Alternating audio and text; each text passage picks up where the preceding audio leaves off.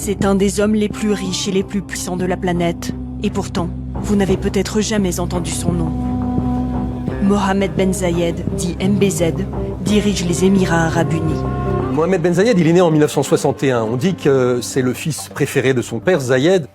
MBZ a toujours été très sûr de lui.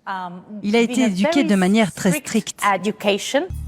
Traumatisme de l'enfance, le jeune MBZ se serait laissé influencer par les idées islamistes d'un de ses précepteurs, un Égyptien proche des frères musulmans.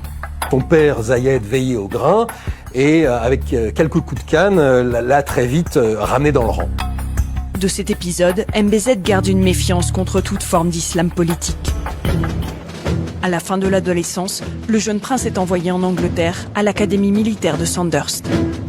C'est une école militaire historique anglaise. Beaucoup de fils de dirigeants au Moyen-Orient ou en Afrique ont suivi ce cursus très prestigieux. Il est devenu ministre de la Défense à un très jeune âge. Il a hérité de son père cette autorité naturelle. Je pense qu'il représente une nouvelle génération par rapport à celle de son père.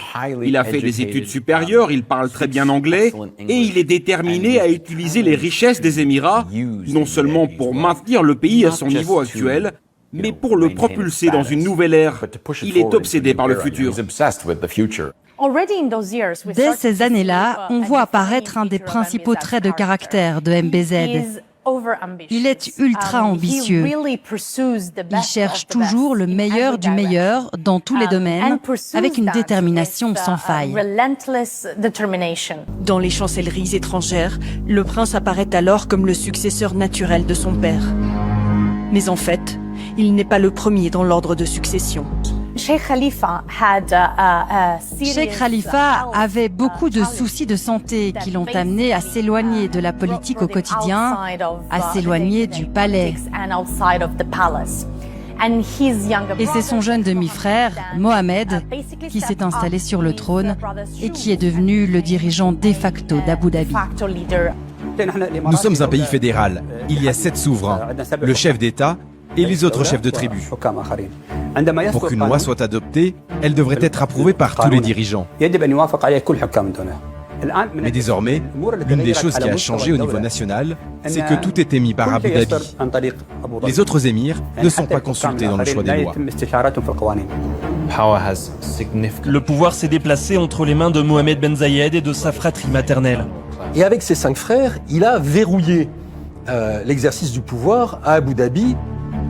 Autour de Mohammed Ben Zayed, Abdullah est ministre des Affaires étrangères. Hamdan gouverne la province qui concentre les richesses pétrolières et gazières. Haza, lui, agit comme une sorte de premier ministre. Mansour gère les affaires de la famille. C'est lui qui dirige aussi le club de Manchester City, acheté par les fonds souverains d'Abu Dhabi. Enfin, le plus puissant, Tahnoun, est chef du Conseil de sécurité nationale.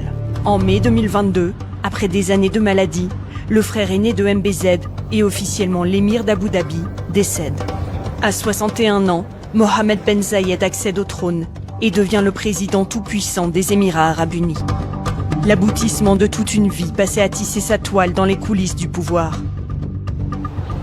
Sans opposant, cette figure jusque-là secrète compte désormais régner d'une main de fer, en pleine lumière.